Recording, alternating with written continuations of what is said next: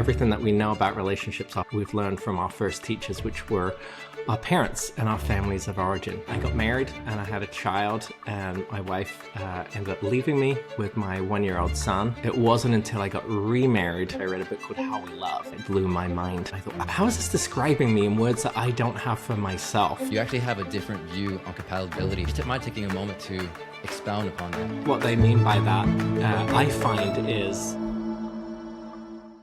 Welcome to the One Step Podcast. Today we are joined by Marc Cameron, who's the author of Understanding Your Attachment Style. This book is on the subject of attachment theory and psychology, how our upbringing and our experiences affect us and how we relate with others, especially when it comes to relationships, not just romantic relationships, but also general relationships. Man, this conversation was absolutely amazing. I hope you enjoy. Marc Cameron, thank you for joining the One Step Podcast. Oh, thanks for having me, Jonathan. Pleasure to be here. I'm absolutely looking forward to having this conversation with you. I told you offline, but your book has had a tremendous impact in my life, and I absolutely know it would benefit listeners. And you have an incredible story yourself. Like, you are a practitioner of what you wrote. I know you are a licensed family and marriage therapist, yet you weren't always. And so I'd love to ask if you take a moment to introduce yourself and share your story and how you made the career change to even become a therapist in the first place. Yeah, I'm a licensed marriage and family therapist, and I live in California. But I wasn't always a licensed marriage and family therapist. This is a second career for me. I am from England, and I came over here when I was 21 as a student. And back then, I didn't really know what I wanted to do. I was just over here on the journey to travel and have an adventure. And initially I did business in college. And then when it was getting to the end of my degree, basically as an international student, you got to either go home at the end, or you can stay and you continue studying. And at that moment, I was dating a girl and she was taking psychology, and I read some of the books that she was reading, and that really piqued my interest. And so I didn't want to go back and do an MBA. And I decided that I wanted to do a master's in psychology and potentially going into the counseling field. And so that was back in 2005. But then I got married and I had a child, and my wife ended up leaving me with my 1-year-old son. And so I ended up falling back on my business degree. And it wasn't until I got remarried several years later, and then I had that opportunity to do the career switch. And at that time, right when I was doing that career switch, I read a book called How We Love. And that's all about attachment styles. And it just kind of blew my mind. And I read one of the descriptions in this, but the description of the vassalate, and I thought, how is this describing me in words that I don't have for myself? And I'd learned about attachment styles in my educational program, but not to this depth, not to this level. It's just very, very brief. And that began me on a journey of wanting to know more, wanting to practice through the attachment lens. Yeah. No, it's to hear your journey and your story, to see the narrative, all play out, the thread of the tapestry is pretty incredible. And you yourself actually wrote a book recently. I actually have a copy right over here, Understanding Your Attachment Style. And I have to tell you, Marc, outside of the Bible, this has been the most impactful book that I've read, mainly because it was a catalyst to finally make sense of different life experiences that I've had growing up. Like you said, you reading the description of a vacillator and had so much accuracy to describe your personality and how you relate with others. The same thing happened with me, to give language to what I was already experiencing, to give me words that I just simply never had, but definitely had the experiences. And to finally make things click, especially experiences that I was so hard on myself for. It absolutely transformed my life. And so I would love to ask, for listeners who aren't aware, can you share more on what attachment theory is and what led you to write this book? Yeah, so there's about 80 years of research on attachment. And attachment is all about how we've learned to bond. And we all have a bonding style. We all have a relationship style, the way that we, the expectations that we have in relationship and the ways that we go about trying to get those met from various people around us. it comes out most strongly in our relationship with our spouse or a girlfriend, and with our kids, but it affects really all of our relationships, and that is shaped. Everything that we know we've learned, and everything we've learned we've been taught from someone, and so everything that we know about relationships we've learned from our first teachers, which were our parents and our families of origin. And so they teach us how to recognize what it is that we're feeling and what it is that we need, and how to go about expressing that and getting those needs met. And when that goes well, we end up having language for what's happening on the inside, and we can clearly express what we're feeling and clearly express what we need.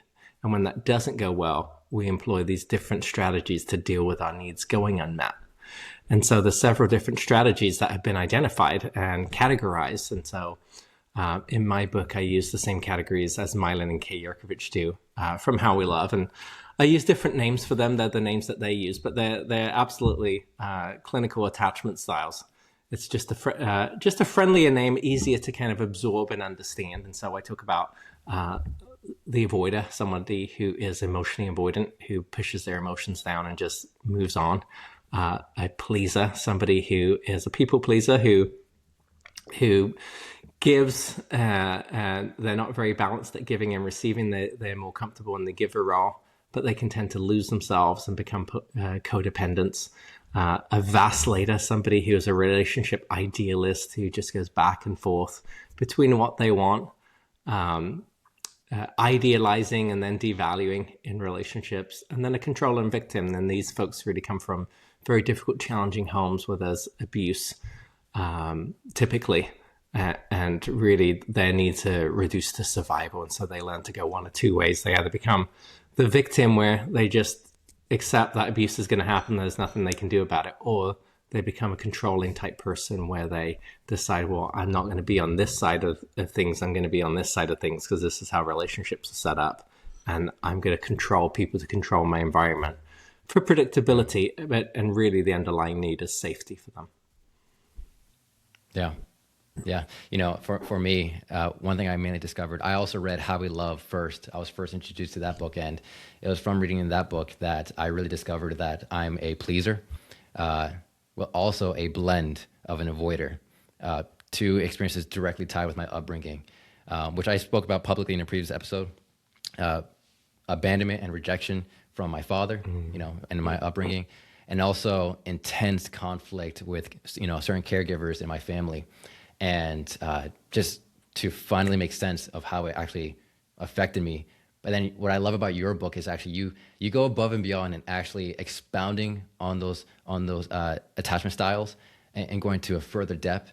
And what I especially appreciate about your book is, I noticed that a lot of relationship books, sermons, talks often speaks in principles, whereas you go above and beyond to actually talk about the practices of those principles.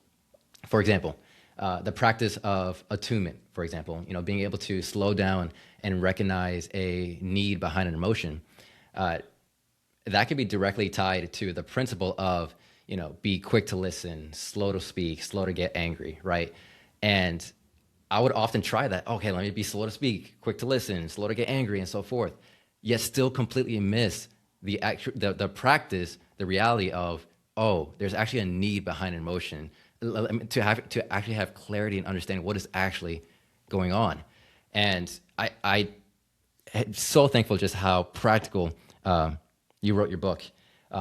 Before we dive deeper into some of the attachment styles, I do want to ask a question in regards to one thing that you spoke about in your book. You said in your book, you actually quoted the Oxford Dictionary in their definition of compatibility, in which their definition is a state in which two things are able to exist or occur together without problems or conflict. And if I were to take that literally, which my mind tends to do, in my mind, no two people would be compatible for a relationship, because relationships do have problems and conflict. And yet in your book, you actually have a different view on compatibility and how it applies in the real world for relationships. Would you mind taking a moment to expound upon that and share that. Yeah. So most people in romantic relationships, they look for compatibility. And really what they mean by that, I find is, we enjoy the same things. There's a lot of similarities between us. And so therefore that makes us compatible to be able to coexist with one another. But the definition doesn't say that it's two things that have similarities. It says that two things that are able to coexist without friction. And so two people who are truly compatible are people who know how to negotiate, compromise, take turns, be flexible, take accountability, make growth efforts. Because in reality, two people are not exactly the same. Two people have differences. And most relationships, romantic relationships, start with this idealized view of the other person, where we look past red flags, or we look past flaws, because all we're seeing is people presented in a new light, in a positive light. And we're also putting forth that part about us. But then that's it, called an infatuation stage. And that doesn't last forever. That eventually shifts, and research shows that infatuation stage only lasts a maximum of 2 years. Now, that doesn't mean it will last 2 years for you. It lasts a maximum of 2 years. And many people, it lasts a lot less than that. And so eventually a relationship shifts out of that stage where two people then start to vie for their own needs. And that's where conflicts begins to occur and differences begin to emerge. Relationships that survive and do well are the ones that know how to do those things that I describe, that make relationships truly compatible. That is so good. And I think that's a more realistic, more wholesome way to view compatibility and to approach relationship through that lens. And thank you for sharing. And as we get into it, I'll explain that's what secure attachment is. Secure attachment is being able to do all of those things without losing yourself. Yeah, and that was actually going to be my next question, actually. If you could just walk us through the 6 attachment styles. And I know you began with secure attachment. Yeah, so the really great thing about attachment research is that we all have an attachment style, and we've all been shaped. And when we get shaped, it happens involuntarily. We don't get to choose our families. We don't get to choose our environments. We are not a voting member in many decisions. And so we just kind of get lumped in. And, the way that our parents handled stress, the way that our parents acknowledge their own emotions, the way that our parents help us acknowledge our emotions, we don't have control over that. But the good news about attachment research is even if we get shaped in one of these insecurely attached ways, we can actually grow, we can actually make efforts, and we can earn a secure attachment. But it takes work to do that. And so what is secure attachment for people who haven't heard about this? So secure attachment occurs when a parent is able to interpret a child's behaviors and understand what's going on the inside and understand their corresponding needs. So every emotion has a corresponding need to bring it to resolve. So if I feel misunderstood, to bring that to resolve, I need to feel understood. And then I no longer feel misunderstood. If I feel unheard, I need to feel heard. If I feel sad, I need comfort. So you get and you see what I'm saying. But emotions also drive behaviors. So if I'm raising my voice, then I'm feeling unheard and I need to be heard. So a parent, an attuned parent, attunement is somebody who can pick up on something in someone else. An attuned parent picks up on that in a child, and they give them language for what's going on the inside. They're able to help them understand what their corresponding need is, and they're able to also soothe and comfort them and calm them down. And the way that we learn to self-soothe is by first being co-soothed. Babies come out the womb, they can't soothe themselves, we have to soothe them. We have to calm them down. And when that happens, that trains the nervous system to learn how to regulate. And so when we can learn how to do that, we're more able to be able to stay in this rational thinking brain when we get distressed. And if we've learned that language, then we're able to communicate that to other people. And so when that happens well, of course, there's no perfect parents, but if that happens the majority of the time, this kid grows up, goes into adulthood with language for what's going on the inside. And they more likely get their needs met because they can say these things to someone. This is what I feel and this is what I need. And when they don't get their needs met, they can self-soothe because they've learned how to co-soothe with someone else. And securely attached people tend to find other securely attached people, and they end up in a securely attached relationship. So here's the relationship math. In order to have an emotionally, relationally secure relationship, you have to have two emotionally, relationally secure people. Okay? The math doesn't work any other way. You can't take two insecurely attached people and put them together because by definition, insecure attachments attach insecurely. So when it doesn't go well, let's look at what forms from each childhood. So an avoider grows up in a home where there's not a lot of talk about emotions and feelings. And so, for instance, this kid might fall over and hurt themselves and start to cry, and their parent says, "Oh, don't cry. It's okay. You're be brave. Push past it. You're fine." Or there's nothing to worry about. It's going to turn out fine. It always does. Or don't be sad. Let's think about some happy stuff. And so it's not necessarily that this kid's emotions are getting dismissed purposefully. A lot of parents think, well, if I can just, teach my kids they're going to be okay and to move on, what I'm doing is I'm creating resiliency in them, right? Surely. But really, the definition of resiliency is something that can actually bounce back. If we just become hard to our feelings, then no penetration can happen. I use this example in my book that stones are hard, and when you throw them on the ground or against the wall, they chip. But if you look at something called a stress ball, if you squeeze that, you can squeeze it as hard as you can, it bounces back. So stress ball is truly resilient. So being able to feel and manage our emotions and bounce back, that's really what resiliency is. So the avoidant parent tends to not understand that, and so they're very dismissive of our emotions. And sometimes it occurs not because of the parent is dismissive, but the child is left to grow up very quickly and become independent. And so that could be in a single parent situation where mom is working and away, and the child has to get themselves up and get ready for school and make themselves dinner when they get home. And so they become independent very quickly. They don't have anyone there to make sense of their emotional state. And so they learn to push their feelings away. But we're in childhood for about 2 decades. And so that's a long time to condition to that way. And then when we get into adulthood, we carry that same strategy with us. And so avoiders are usually very highly performing people. And because that's where they may get their accolades growing up with a dismissive parent, chores, academics, athletics. And so they're very high performers, usually in adulthood, and that's attractive to other people. But then, as I said, when that romantic phase wears off in a relationship and real life stresses come in, the definition of empathy is I know what it feels like for you because I know what it feels like for me. But if I don't know what it feels like for me, if I don't go there with myself, I'm not going to go there with someone else. And so they are more fixers. They just want to let me fix it for you. Especially if that's what their experience was growing up with their emotions. Yeah. Don't be sad. Okay, let me figure out how to help you be happy again. And it's because they don't know what to do with emotions. They feel uncomfortable with it. And so they try and fix and problem solve. And when that doesn't work, they tend to run away, spend more time at work, spend time at the gym, whatever it is to distract from their own emotions or think, the other person, they'll get over it. I get over it and they'll eventually get over it. So they tend not to be highly compassionate people, not because that they are intentionally called, but because they don't have that lived experience for themselves. So that's the avoider.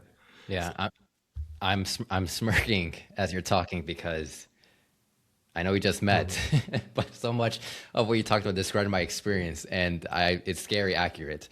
And so, I think what I found very comforting as I was reading the book and so forth is, for one, realizing, wow, I'm not the only one. That this is actually a pattern, and the fact that you're able to, again, we just met, and you're able to describe my experience fairly accurately, shows that there is a pattern to this, and that for every individual, they're not having their own completely unique experience. They're left alone. So that's one thing I found very comforting in discovering this. Yeah, we tend to think that we're all snowflakes in the sense that we're all completely different. And it is true. No two people are exactly the same in that respect. Right. But, right. if we're an introvert, there's many other introverts out there. if we're a detailed thinker, there's many other detailed thinkers out there. But when it comes to attachment, this is really how we're shaped. It's a part of our personality that is not hard coded into us. If you're an introvert or an extrovert, you can't change that part about you. But attachment is how we've been shaped, and it impacts the way that we bond with others. And that's the good news, is that we can change that. And so, all right, I've told you about the avoider, so let me tell you about the pleaser. So the pleaser kid grows up in a home where the opposite occurs. They learn to manage their parents' emotions. So they either have a parent who is quite angry often, and that anger scares them, or a parent who is very critical and it's hard for them to achieve their standards. Or maybe it's a parent who's highly anxious and worried, or maybe even depressed. And so this kid learns to manage their parents' emotions. They become the good kid. They don't want to activate their parent. They don't want to upset their parent. They want to try and meet their parents' standards. And so they can become quite a performer too, like the avoider does. But really what they're doing is they're managing the parent's anxiety. They feel anxious when the parent gets distressed. And so they predict their parents' needs, or they assess their parents' moods to keep them in a good mood, so that they can feel relationally safe and that they don't feel anxious. And so this kid grows up, goes into adulthood, learning to calm other people down. And so you'll ask this person, where do you want to go eat? And they'll say, I don't know. Where do you want to go eat? What do you want to do? And they think, well, I want you to be happy. I don't really care. And those two things typically aren't true. In order to know our likes and preferences, we have to explore them. If I go to a restaurant, I don't know if I like things on the menu unless I try them out. And so if I give in to others all the time, I don't get to try my likes and preferences. I don't really know them. I just know what I've got to try through other people getting to pick. And then it's not that they want other people to be happy. They think they do, but it's that they don't want other people to be upset. Because when other people get stressed or sad or angry, upset, they feel anxious on the inside. So they please and appease. And when it comes to conflict, they tend to give in and they lose themselves. And they push their needs aside to give in to others, because they don't have those skills to be able to negotiate a compromise, or to be able to stand up and push back against someone else. So they become people pleasers. Yeah. I already mentioned earlier how I'm a pleaser with a blended avoider. I know you actually mentioned in a separate interview how that can be a possibility, considering that we relate with two different parents. Can you expound more on that? Because I could definitely see, as someone who could be going through the different attachment styles, they could see different elements, and for sure, like there's could be a strong one that I think meets them. Would you mind expanding a little bit more on how we're able to have different aspects of each attachment Yeah, style? so most of us grew up with two parents. So what I can get away with mom, I can't get away with dad, or vice versa. So I learned to independently connect with them separately. Now, there's typically a primary parent, somebody who's around most often for us growing up. Not all the time, but typically that way. And so the majority of my attachment style might be formed from that parent. But attachment is on a spectrum, meaning we can be mildly, moderately, or very much like any of these styles. But a spectrum also has, even though it's a continuum, there's two ends to a spectrum.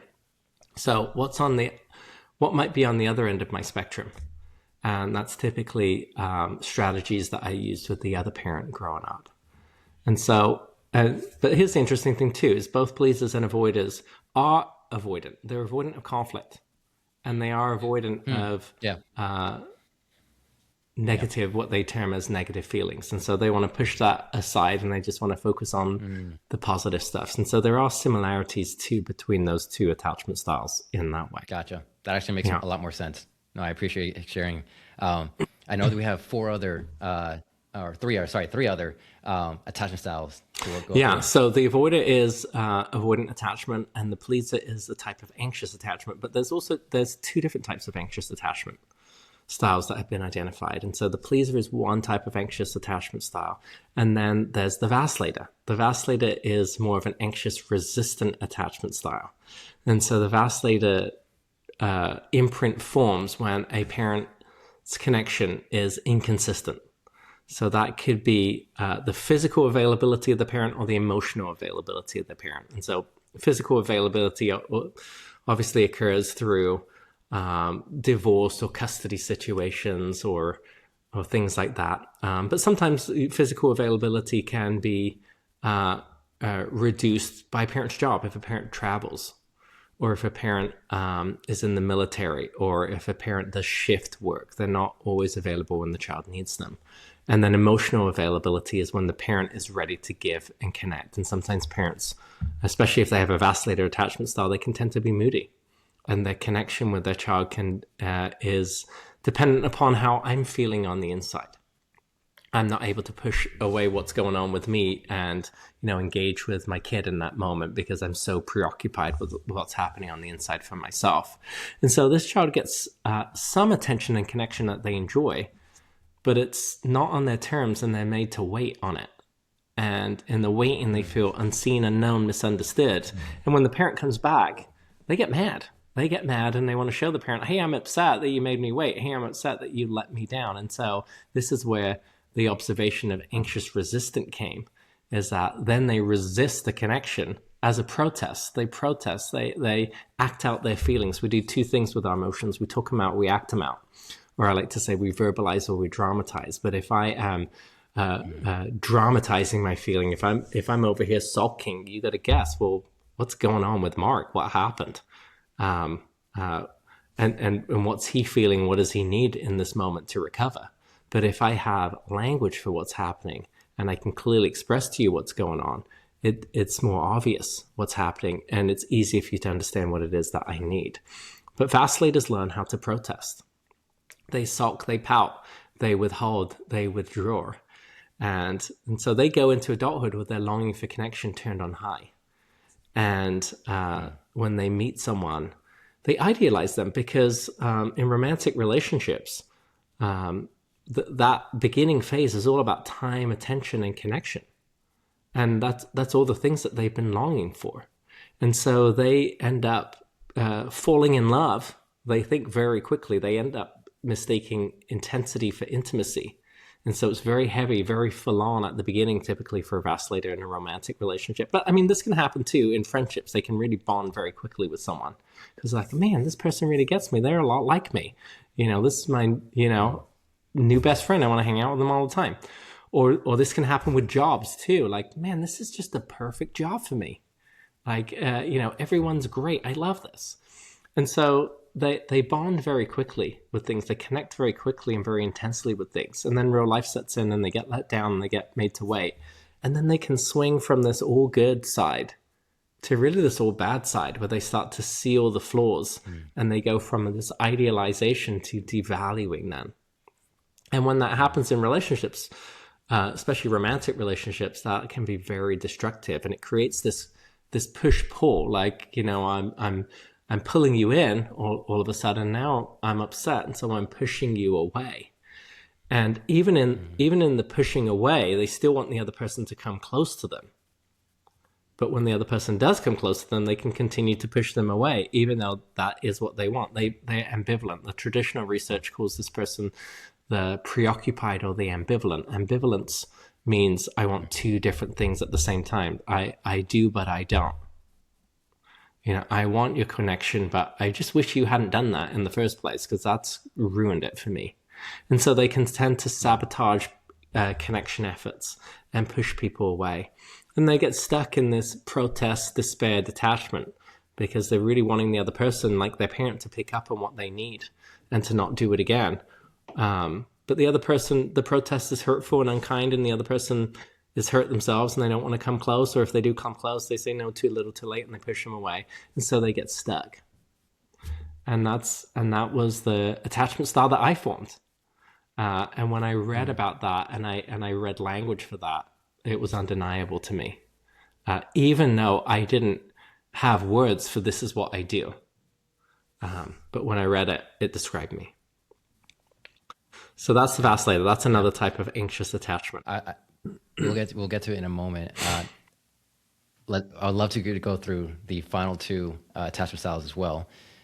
But afterwards, I would love to hear about your journey and once you had the discovery and really your insight in how one can actually earn earn into becoming a secure attached style? Yeah. So the last one is really formed from the category called disorganized attachment style. So these kids grow up in a home where it's dangerous. There's abuse or neglect, or they're exposed to these environments because the parent can't protect them or doesn't protect them. And so really needs are reduced to survival. And what happens is their attachment system and their safety system work against one another. Because when we're in danger, our safety system says run from the danger. But primates, monkeys, apes, human beings, we don't just run from danger like you might see on a documentary where the lions are going after the antelope. They pick one off from the side and they isolate them. But human beings don't just run from danger, they run to a protective figure. But what happens when your protective figure is also the cause of danger? You get stuck. And so traditional research terms this as disorganized attachment style, because the child does something called approach avoid behavior. They want to go to their parent, but then they also want to run away from their parent, and they don't really know what to do. And so this kid can develop a mix of the attachment styles, especially if they go, because they try everything and nothing really works, or if they bounce around in foster care or between different family members, they have different attachment figures and different things work with them. And if there is prolonged abuse in a home, what Mylan and Kay Yerkovich, who wrote the book How We Love, I believe aptly identified, is that this kid can go one of two ways. They can become the victim who is learned helpless and says, well, abuse is going to happen, but I can lessen the frequency if I just comply and try and stay under the radar. But typically, this person tends to dissociate. They kind of check out in their mind when abuse happens. Or they become a controller and they say, you know, I'm not going to be in this abused role any longer because that brings a lot of shame. And so if they're a little bit more feisty and they realize as they get older that, you know, I can push back and I'm going to be in this role because this is what's modeled for me. And so they decide I'm not going to be in this role again. And so they learn to control people, really to control their environments. And so it's not necessarily that they become an abuser themselves, but they tend to be highly rigid. And it's not necessarily that a victim tends to always seek out or find an abusive relationship, but they tend not to have a voice, much like a pleaser doesn't have an adult voice as much. But these two can end up in the cycle of abuse. We know that the cycle of abuse exists in romantic relationships where you might even give the victim a way out and they don't take the way out and they may even go back to the abuser again. And it's highly confusing.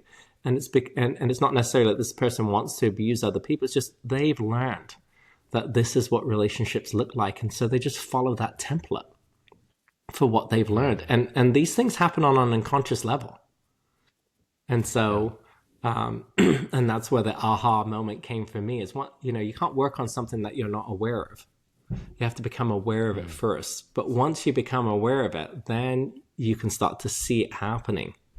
And once you can see it happening, if you acknowledge it and you admit it, then you can do something about it. I know for me, once I became more aware of, again, my upbringing, especially being a pleaser and so forth, the moment there was one part of your book where you talk about learned helplessness, and very much related to certain aspects of my experience. The moment that I was able to actually get language and really see my experience described and make the connection, I just began to weep, not out of sorrow, but out of compassion for my younger self. And as you were talking, you know, it's not like for many individuals, it's not like, for example, with a controller, it's not like they want to practice any sort of abusive behavior. It's just the template they had. Once there's understanding, there's compassion that's available, both for ourselves and for the individual. Now, in that book, there's a specific chapter where you actually talk about abuse and so forth, and in a very well-rounded, realistic way to help people seek help and how to navigate that. So I do have to give you your flowers because it could be missed in talking about the subject and how to navigate that. Navigate that. And so, I just had to give you your flowers for that. In talking about having awareness and gaining insight, I would love to ask for yourself, for your own journey. Once you became more aware of being a vacillator. What did the journey look like for you in actually growing to become a more secure attached style? Yeah. So after I read How We Love, and I realized like this describes me. This makes sense. This is how I was shaped, and there's a way to reshape. That's where the journey began to me. But as we know, I mean, knowledge is not enough. The practice piece of this work is difficult because these are deeply ingrained patterns. And so in Mylan and Kay's book, How We Love, that's more geared toward a couple's relationship. And it talks about how does a couple do this work together. And they outline something called the comfort circle, which is a structured conversation where there's a listener and there's a speaker. And in the listener role, you listen for understanding rather than agreement. Most people are arguing back and forth between what they perceive the reality or the truth or the facts to be. But in the comfort circle, you're listening for understanding. It's not a passive role, it's an active role. You're engaged in the conversation, but it's not about you sharing your thoughts when you're in the listener role. You're really exploring, and then there's empathy, there's understanding, there's compassion. And that's really that mimics the cycle of bonding of what it's supposed to be like between a parent and a child. And but as a parent and a child, it's the parent who does that for a child. It's not a child's job to validate a parent. It's a parent's job to validate a child. But when you do that in a couple's relationship, if you can do that for one another, if you can both take turns, it gives you each that reparative experience to build these new neural pathways, these new experiences of connection with another person who's attuned to you. And you feel seen, known, understood, and you're able to soothe. And then that helps you learn how to self-soothe in the future. And then you have language for what's going on the inside. But I found that I struggled with that. I struggled with doing each of those roles. I struggled with listening to things that I didn't like or I knew were true, but I didn't agree with. Or I struggled in the speaker role to speak without being accusatory or blaming or critical. So I knew I needed to do my own work because I got triggered. I got reactive on the inside. And so that's where my book is different than How We Love. I used a lot of the same language. It's symbiotic to it in that sense, but it's about how does each individual person do their own work? Because I can't earn someone else's secure attachment. I can't earn that for my spouse. My spouse can't earn that for me. We've both got to do that. We can do it together, but we've also got to do our own work because I follow me wherever I go in all of my relationships. And so, like you said, that was my experience in trying to do the work without this understanding. I tried to love better. I tried to do this more. I tried to listen more than I did speak, but I got reactive on the inside and I didn't know what was going on. Yeah. And I'm so happy you touched on that really quick, if I may. A lot of different practices that you've outlined in your book, being responsible for yourself versus responsible to others, being able to attune, different practices and so forth. Many of them I've actually been introduced to before. But as you said, without the insight, without the awareness and the insight, from my experience, it wasn't as effective as it should have been. It was like as if putting a bandage on a gunshot wound. I was trying to put the Band-Aid on, trying to do these different tools and so forth. But the bleeding was still, the rush of bleeding was still happening, taking the Band-Aid off. And it wasn't until the awareness clicked and being able to begin to actually practice dealing with the roots of what was going on. Man, that's where for me, a lot of the healing transformation began. And so I just needed to share that. You're about to say something really good. And then I was just going to go into the next part of what the attachment research shows is that we earn a secure attachment by first building a coherent narrative. Okay, so what does that mean, building a coherent narrative? So coherent is something that makes sense. Narrative is story. So if I can make sense of my childhood story, then I'm able to see how I got shaped rather than just believe I am this way. And so many people could be listening to this and say, well, it sounds like, what you shared before was all about just kind of blaming your parents for your problems. Like you're this way because that's how your parents were. Well, there's no personal accountability in that, right? But there can be personal accountability. This is not about blame. It's about explain. I need to first see something and understand it and then admit it before I can work on it. So I sectioned my book out into these 3 sections. The first one is develop insight, which is really is understanding about attachment. What is attachment, and how do we get shaped, and how does the human brain get shaped from a child to an adult? So I talk heavily on the neuroscience in my book too. And then it's awareness. Okay, knowing that we all have attachment styles and we get shaped. What's my attachment style? Because I need to be able to see, my current status first to be able to work on it. If I'm looking at a map, I need 2 points. I need where I need to go, but I need to know where I am right now. If I don't know where I am right now, then I can't figure out where to go. I got to first figure that part out. And then there's the show up to practice piece. It's not enough just to have knowledge and understanding. I've got to then do the work to recondition. And so then I outline growth goals. What are the growth goals for each attachment style? So I explain the common triggers for all the attachment styles so people can be aware of that. The common reactivity patterns, what they look like, so you can understand when you're going into those reactivity patterns. And then the growth goals. What do we need to do to lean the other way? And the growth goals are not all the same for each person. Secure attachment is the same for each person, but we're all coming to that point in the map from different places here.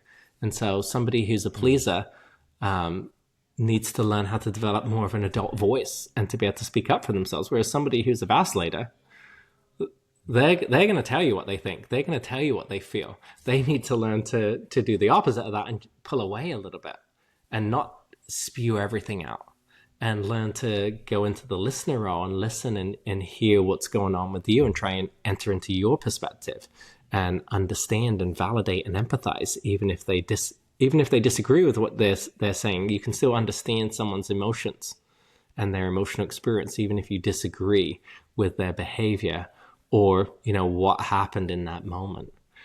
So each of the attachment styles have specific growth goals that they need to work toward. And then even then, many people at the beginning of the year, they sign up to go to the gym. We know gym memberships skyrocket at the beginning of the year. There's all this intention, and people do go, but then they drop off. It gets hard, and they stop going, and they make up excuses for why not to go. And so I lay out common resistant patterns in each of the attachment styles that prevent them from doing the work, that cycle them back into their insecure attachment style in their thinking to justify certain behaviors. So I cover all of these things, and these come from the things that I've learned to do on my own growth journey, and then from taking hundreds of people through this journey in therapy, both individually and as couples, and seeing the commonalities between the attachment styles and how they get triggered, how they react, and how they resist. And I think that's the most reassuring part about all this is that there's science that backs it, but there's also evidence and practice to show how helpful and true this actually is. Two questions for you. For one, I could already imagine certain listeners who are married and so forth thinking, Marc, this sounds absolutely great. I'm all aboard in growing and so forth, but I'm not sure if my spouse is. What would you advise to that married couple who are navigating? Yeah, and that's very common. And actually, probably most of the individuals I see in therapy are married, and it's a marriage problem that prompts them to come, but it's their spouse is resistant. They're unwilling to come, or they're not willing just to put the work in, even if they do come. It's unproductive. And so what we know is that these are cycles, these are patterns that we end up in. And so, and that's what Mylan and Kay talk about in their book, How We Love. Their book is more based on the couple's dynamic and what's occurring and how do you heal as a couple. And my book is based on, the individual, whether you're married or not, and whatever relationship you're in, how can you choose growth yourself and show up well in all of your relationships. And so what we know is that there's predictable cycles. Mylan and Kay call it a core pattern. So when two different attachment styles come together, it creates a predictable core pattern. When you put an avoider and a pleaser together, the conflict plays out in a very similar way. It's It's all under the surface tensions that happen and things don't get addressed. When you put an avoider and a vacillator together, the conflict plays out in a predictable way where one person, the vacillator, is the pursuer and the avoider is the distancer. And when people see these charts of what it looks like, they realize, oh my gosh, this describes exactly what's happening with us. Now, in couples therapy, if two people can work on their side, that's the beauty of it, right? Growth happens in a more exponential way. But if you change your part in the pattern, you learn to break the cycle because you give the other person a different interaction to work with, right? What they were doing before no longer works. So if a vacillator wants to pursue and just criticize or yell, and a pleaser spouse typically just kind of takes that and shrivels in and says, okay, I'll do better. If all of a sudden that pleaser spouse learns to say something like, hey, I can see you're upset about this and that this is important to you, but I'm not willing to argue about this. Let's talk about this when we can both do it in a productive way. Let me know when you're ready. Okay, all of a sudden this pursuing is not going to work. It's not going to get them, what they believe that they need. And so they're going to have to learn, how do I regulate? How do I self-soothe? How do I come back in a productive way? Especially if you can present it in a securely attached way. I'm not saying become another insecure attachment style. I'm saying present it in a way that encourages and invites relationship, but that also honors and respects yourself as well as the other person. And we all know really that is healthy language, but we may struggle with that kind of response. But when the other person is not willing to keep going in the same cycle, the other person then is forced to make a decision. I can keep doing this, but the other person's not going to listen to me. It's not going to work. Or I can modify what I'm doing. And if I modify what I'm doing, then I've got to face what stops me from doing what I know is the healthy thing that they're inviting me into. Why can't I slow down and listen to them? Why do I just want to interrupt and just say my piece and not listen to them? Okay, that's it either challenges them into growth. And again, I'm not telling anybody to leave anyone. I'm talking about all kinds of relationships here. Securely attached people challenge people to do this. And the insecurely attached person either learns to do this and so becomes more secure in their responses, or the securely attached person learns to distance from the other person because they don't want to do these things. And if that happens in a friendship, then friendship might end up fizzling out. If it happens in a romantic relationship and you're committed to the relationship, you're not in a divorce mindset, you might say, okay, well, I'm changing the core pattern at least some. This person has a different stimulus to work with, but I need to learn, how do I get my needs met in a different way?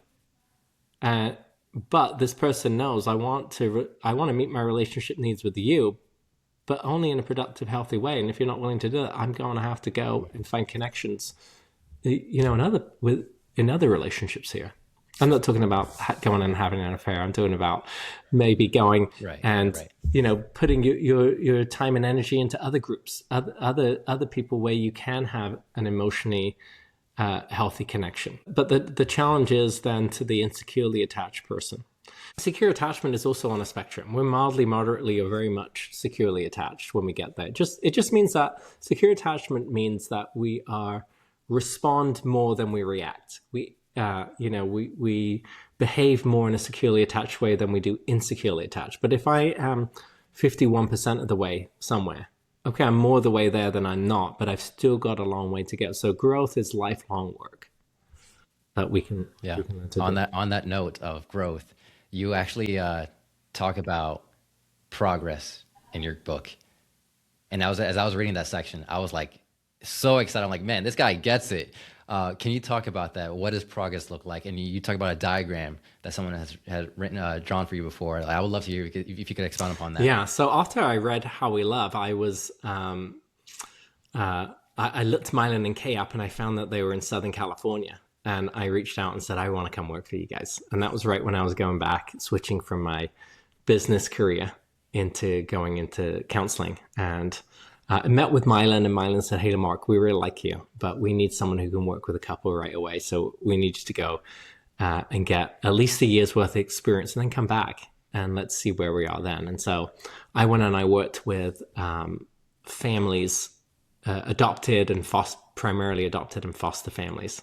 And of course, there's a lot of attachment issues there in those homes. And I had a supervisor who drew a diagram for me on growth. And she said, growth is not this linear straight line like this. What growth looks like is like this.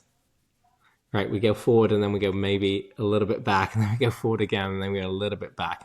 We're moving, we're progressing, but it's relapse is part of recovery, and we know that.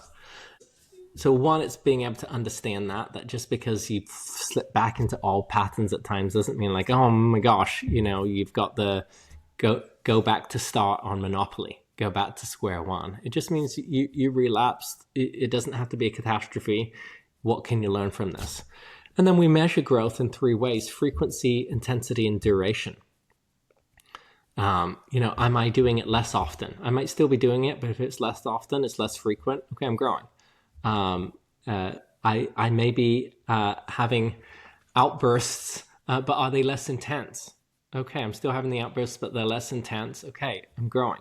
I'm still having the outbursts, but they're lasting a lot less time. I'm recovering quicker, and it might not necessarily be outbursts. It could be freezing up. I'm freezing up less.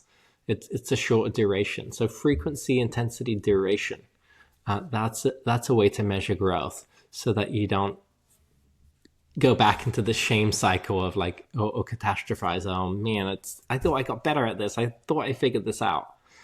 Because when you can learn to view growth in a realistic way, you can continue those efforts, and failure doesn't mean it's not fatal for you. You can pick yourself up and you can keep going. That is so helpful, Marc. That will help everyone in every area of life. Thank you for sharing that. Thank you so much. I would love to ask, how can listeners get your book? How can they follow all the work that you're doing? Yeah, so my book is available from all major booksellers. So you can get it at Amazon, you can get it at Barnes & Noble, Books A Million, Target, Walmart. It's available there. You can get it at the website How We Love. So Milan and Kay Yurkovich, they asked my wife and I to take over from them at How We Love. And they're in their mid-70s right now, and so they are moving further and further into retirement. Well-deserved retirement, and they asked us to take over from this. Very nice. From them.